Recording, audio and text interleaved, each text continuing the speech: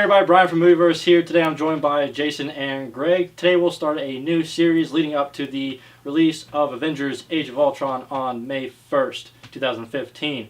We're going to talk about the Marvel Universe Phase 1 today, so let's go ahead and get it started. In 2008, Marvel Studios introduced to the world Iron Man starring Robert Downey Jr. What was thought to be a B-list character changed the world of comic book movies forever and ushered in a new era. Following Iron Man, a month later, The Incredible Hulk starring Edward Norton hit theaters. This movie had mixed reviews but gave us an up-close look at another Marvel character. In 2010, Iron Man 2 was released, giving us another look at Tony Stark and Iron Man. In 2011, the world was introduced to Thor, played by Chris Hemsworth, and Captain America, the first Avenger, portrayed by Chris Evans. Finally, in 2002, Iron Man, Hulk, Captain America, and Thor came together on the big screen for the first time in The Avengers. What is arguably the best comic book movie of all time made $207 million in its opening weekend and grossed $1.5 billion worldwide since its release. The Avengers star Robert Downey Jr., Chris Evans, Chris Hemsworth, Mark Ruffalo, Scarlett Johansson, Jeremy Renner, Tom Hiddleston, and Samuel L. Jackson. Just as Iron Man changed the game of comic book movies, the Avengers took the genre to a seemingly impossible height. So to get this video started off, we're going to talk about the Iron Man movie, which gave us the origin of Tony Stark, introduced us to S.H.I.E.L.D. Tony Stark reveals to the public that he is Iron Man, and Nick Fury shows up in an end credit scene. So let's go ahead and open this up for discussion. What was something that you remember from Iron Man and made a lasting impression on you as far as the overall arcing storyline for the MCU? As far as the overall story, I think the biggest point to me was Tony Stark revealing that he is Iron Man. Yep. You know, all the comic book movies we've seen before have always dealt with the hero and his secret identity. Yep. Whereas to throw it right out in the open, that was a game changer to me. Yeah, and even in the comic books, all the superheroes leading up to the 2007 comic book Civil War, all the superheroes had secret identity, so it made it a big part of the universe when they revealed themselves. So in this movie, it kind of separated itself from its comic book counterpart when he revealed himself to be Iron Man from the very beginning.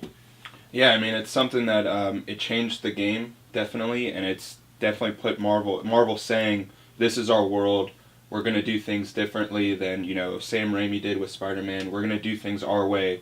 I mean, the way Jon Favreau directed this movie, I mean, his interaction between Robert Downey Jr. and even with Gwyneth Paltrow, too, It just worked from start to finish. Yeah, and like I mentioned, that end credit scene with Samuel L. Jackson with being Nick Fury coming in and telling Tony Stark, you're a part of a bigger world, you just don't know it yet, which really set us up for this huge universe, MCU, to kind of take form and really gave the fans something to look forward to. And another part of that is, the introduction to S.H.I.E.L.D. with Clark Gregg as Agent Coulson. So you got the introduction to that government force that is S.H.I.E.L.D. to kind of tie the movies together. So we see that in some other movies. S.H.I.E.L.D. shows up in every movie except for Thor. Yeah. Because that's on a different planet. Well, no, he shows up in... That's right. You're not thinking. They show up and take away all the research that Jane Foster had been from the doctors. Yes, that Jane Foster had been doing. So they do show up in, I'm pretty sure, every single movie to date. As far as Guardians. So like Phase 1 they show up in every movie, right? So so it was a way that Marvel decided to tie all their properties together, leading into and a smarter way than just a throwaway line of, such and such happened to Tony Stark. Did you see that big green guy, Tara Parlam? Yeah, it was. It was that kind of thing. So talking about Hulk, let's go to the Incredible Hulk. So we learn about Bruce Banner and his origin story of becoming the Hulk by being by coming in contact with gamma radiation, and then we also learn about the Abomination, which is one of the Hulk's main enemies. And also Tony Stark shows up at the end of that film to further tie it in to this Marvel Cinematic Universe. So Greg, what did you think about the Incredible Hulk? I mean, in all honesty, I think it's the weakest link in the Marvel Cinematic Universe. Phase 1, I agree. Yeah. So it's kind of like I said, you don't really get much of a broader sense of it, other than the fact that Tony Stark shows up to talk about what happens. What happened? I think that was the only thing in that movie that ties it into the broader cinematic universe. Other than that, it stood on its own. Whereas, like going back to Iron Man, you had Shield, so you knew that there was some more stuff going on outside, and you also had Nick Fury show up at the end. So you had a couple things in Iron Man, whereas the Incredible Hulk only had that one thing. What did you think? Yeah, I mean, it was a lot better than the Ang Lee directed with Eric Bana, that Hulk movie. All I remember from that Hulk movie was a green cloud. That's all I remember. And I don't understand what's the deal with making your villain a cloud. But this movie, like you said, it is the weakest link. It does stand alone, except for that one little bit.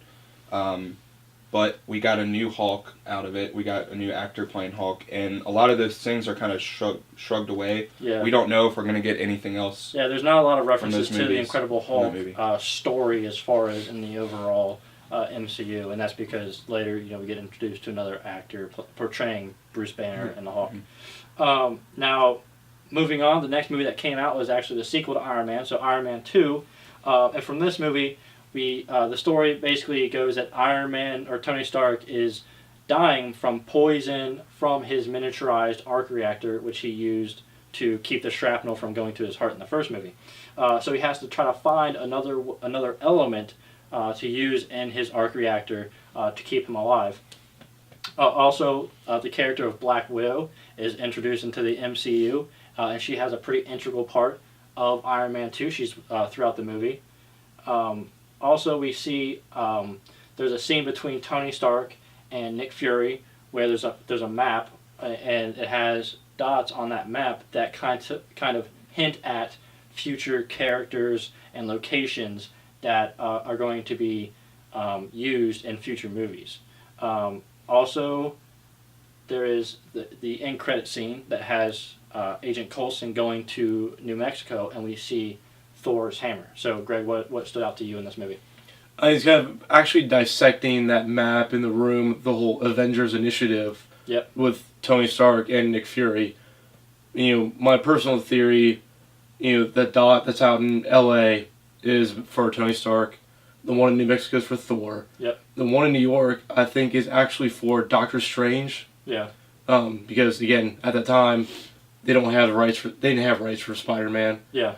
There's a dot in Greenland, or Greenland-ish area, which probably is where Captain America crashed. Yeah. There's one out in the middle of the Atlantic, kind of out in the middle of nowhere. Namor the Submariner. That, or I was thinking of it's where Bruce Banner goes to exile himself. I heard a rumor that it was actually Atlantis, and it was kind of hinting at Namor the Submariner, even though I'm not really sure if Marvel has the rights to those characters yet. But then another location that was on that map was in South Africa, which is hinting at Black Panther, T'Challa, in the Wakanda. country. Yeah, Wakanda. So that was also interesting that they're kind of placing those dots, which we haven't even seen, a Black Panther movie yet. So back then, and if you're right about Doctor Strange, back then they were already setting flags for movies that they were going to do in the far future. So it just shows you how far along Marvel's thought process was, even as early as Iron Man 2. That was the third movie that they ever did. Both Iron Man and both Doctor Strange and Black Panther were fan requests. When they announced this whole Avengers movie initiative. Yeah. So moving on from Iron Man 2, the next movie we got in 2011 was Thor. So the storyline with this is Thor gets banished to Earth without his powers, and I would say to find his humanity, because it shows that he's kind of immature at the beginning of that movie. And arrogant and cocky. And he's not ready to be king, so Odin banishes him to Earth. So what this movie did for us is it opened up the MCU to show us the broader universe. Actually show us a universe. Yeah, so you see alien creatures like the frost giants, and you see all the Asgardians. Also, we get our first look at Loki, who plays a huge role in not only Thor, but also the Avengers. And then also, the character of Hawkeye is introduced in one scene in that movie, but still, it's still introducing new characters like Black Widow and Hawkeye. So Especially characters that may not, at the time, be able to hold a movie on their own. Get their own movie. Yeah, exactly. And then also, at the end of that movie, we see in an end credit scene that after Loki is off Asgard, and we don't know where he went, we see him in an end credit scene where he is basically, I guess, controlling the mind of Eric Selvig, and Eric Selvig is talking to Nick Fury about the Tesseract, which we see coming up in the next movie, which is Captain America. So, what do you guys think about Thor? And Thor, to me, it's the whole redemptive story of Thor of losing his powers, being exiled to somewhere else, and having to essentially learn humility and learn what it means to really be a protector and to be a king. Yeah. Jason, what do you think about Thor and what it did for the overall story of the MCU? It like you said before, it really opened up the universe. It's the first time we leave Earth, or maybe that left Earth. And I think what's really key is the relationship between Thor and his brother Loki. Yeah. Because we kind of see why Loki is doing the things he does. Betraying not only Odin but the Frost Giants as well, where he came from, and we just see like the twisted mind that he has. And he just hates Thor so much, and Thor doesn't really understand it, and that will play into Avengers. Yeah, and I have to agree with that. That it gives us a look into to this point what is arguably the best villain in the MCU in Loki. But also what it did is it's kind of giving us a little insight into the more fantastical world of the MCU. So Iron Man was very much reality and technology based, whereas Thor is more cosmic based. So it's opening us up and getting us used to those more fantastical characters, and it'll open us up to more stuff that happens down the line. So like I mentioned before, we see the Tesseract in the end credit scene of Thor, which leads us into Captain America because the Tesseract is a big plot point in that movie. So in Captain America, we see Steve Rogers transition from this scrawny guy to Captain America. We get the first look at Captain America's shield made of vibranium, which is a very important thing going down into Age of Ultron. We also are introduced to Howard Stark, Bucky Barnes, Peggy Carter, and the Red Skull. And also we get our introduction to the criminal organization known as Hydra, a little sub-group of the Nazi regime. And then also Nick Fury in the end credit scene comes in to give Captain America a mission after they find Captain America in the ice and he's brought back to life in the modern era. So Greg, what was your major pullaways from Captain America? I feel like kind of looking at it in hindsight, the whole idea of Hydra with the Red Skull and that is really the real pull of that movie, because we see Hydra show up in Captain America Winter Soldier. It shows up in Marvel's Agents of S.H.I.E.L.D. Like, it's this group that's, essentially equal on par with S.H.I.E.L.D. Yep. And, also its leader, to me, gets beamed to another dimension. Yeah.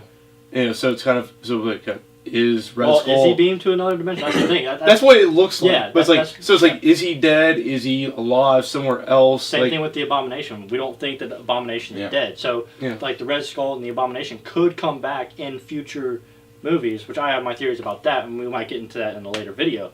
So stick around for that. But, so I agree with the whole thing with Red Skull possibly getting booted into another dimension. But also, something we can mention about...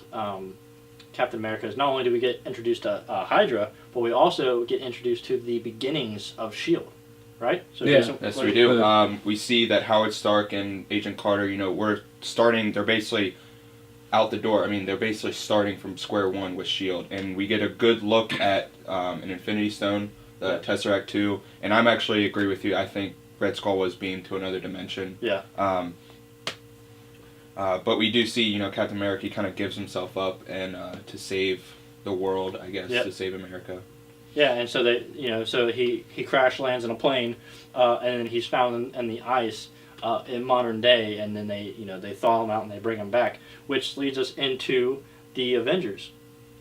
So the Avengers was the first movie where we see all these characters together. Marvel had been building this universe ever since Iron Man, and then we got introduced to Hulk, and then Thor, and then Captain America, and then smaller characters like the Black Widow and Hawkeye.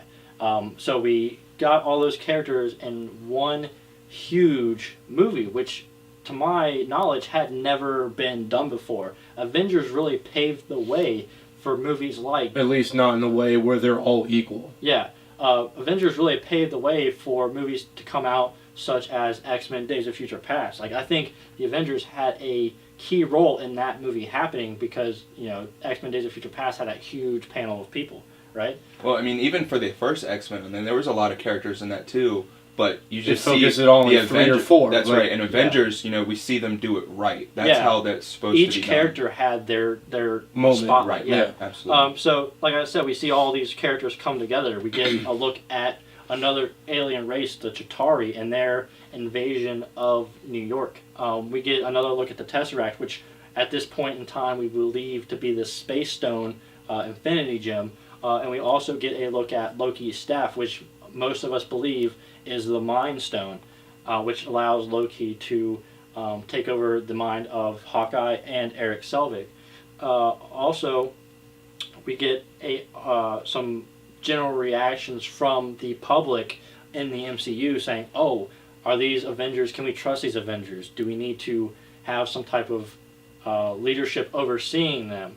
There's a lot of questions that get asked about, who these people report to, which can lead into Captain America Civil War coming out in 2016, which we can talk about in a later video as well. And then also we get our first look at the biggest baddie of the baddies, Thanos. So Greg, what was your main pull away from the Avengers and how it led into another phase, as you would say? The Avengers is really all about the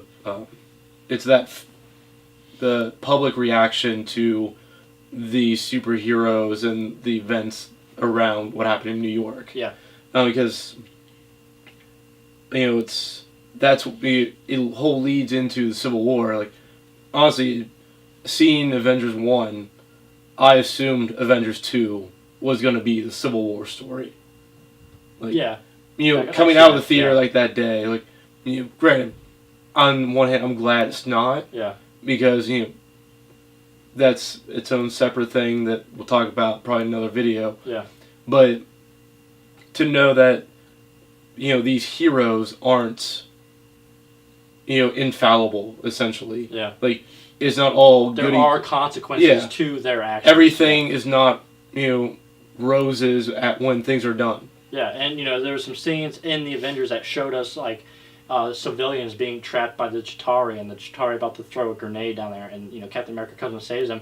And it really shows that Captain America is vulnerable, because I think he was the most vulnerable of the Avengers in that movie, in the fact that he could honestly be hurt. And the Hulk, he has his way of not being able to control it all the time. And then there's Iron Man, where he's not really a team player, but then by the end of the movie he does. All right, Jason, so do you have any more thoughts on Avengers? Yeah, I thought a really good scene was when they're all in the helicarrier and we see Loki's staff sitting there, and you just see kind of every character go after one another. They don't really trust each other a lot, and we also see they don't really trust S.H.I.E.L.D. at all either for their plans with the Tesseract to make weapons. Yeah, there's a great thing about, like you said about the Scepter, where we believe that it is the Mind Gem, so it has the power to manipulate people's thoughts. So it kind of brings out their insecurities and their distrust of one another, because they are a very young team. Mm-hmm. They're just getting started. So I thought that was really cool. Also, some big takeaways that I took from Avengers that kind of lead us into the overall story of what the MCU is going for leading up to Avengers Infinity War Parts 1 and 2, and also Civil War, is one, you have the Mind Stone and the Space Stone, which we believe is the Tesseract, and then you also get your look at Thanos. And so that's the first time you kind of say, oh, okay, so this is where the Marvel Universe is going. As soon as you see Thanos, people will start screaming like, oh, Infinity Gauntlet, Infinity War, like that kind of storyline with Thanos, going after the Infinity Stones to become this all-powerful being. So that was a big takeaway that I had for leading into Infinity War.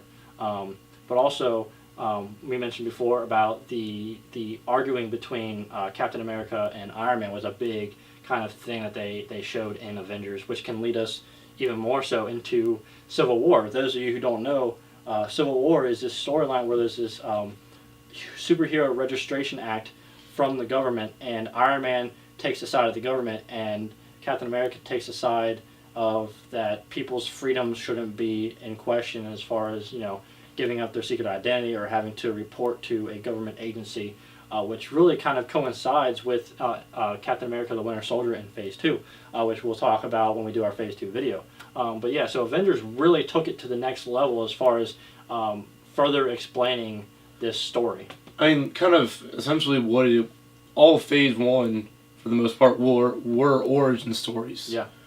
You know, with the exception of like the Iron Man sequel. Yeah. But even then, that's still introducing. But it was still giving Tony Stark that character arc that, you know, it was still kind of going off of Iron Man 1. Yeah, so we kind of see, you know, and Avengers was that transition from an origin story to a straight, like, essentially a comic story where you have this, you know, overarching master plan, like evil master plan. Yeah. Yeah. You know, and they don't even know about Thanos at this point yet. Yeah, like, the Avengers themselves don't. Yeah. But still, like you start seeing like those like puppeteering strings and something we didn't even mention about Avengers was that Loki was the main villain of the film, and he led the Chitauri in the invasion of New York. And what we see at the audience is that Thanos gives Loki the scepter with the mind gem in it, but the Avengers don't know about Thanos, and Loki doesn't tell them. So yeah, that was definitely this overall story that, you know, we see as the audience, but the Avengers have no idea what they're getting themselves into yet, which maybe they will find out in Avengers Age of Ultron. But I think this is going to wrap it up for the Phase 1 Marvel Cinematic Universe video. We will be doing another video where we cover the Marvel Cinematic Universe Phase 2 leading up into the Avengers Age of Ultron movie being released on May 1st, 2015. If you guys like this video, go ahead and click the thumbs up button. Comment down below anything that you might have picked out from Phase 1 that we might have overlooked and didn't talk about that you think is interesting. If you guys like what you see here on Movieverse, go ahead and subscribe to our channel, and we'll catch you guys on the next video.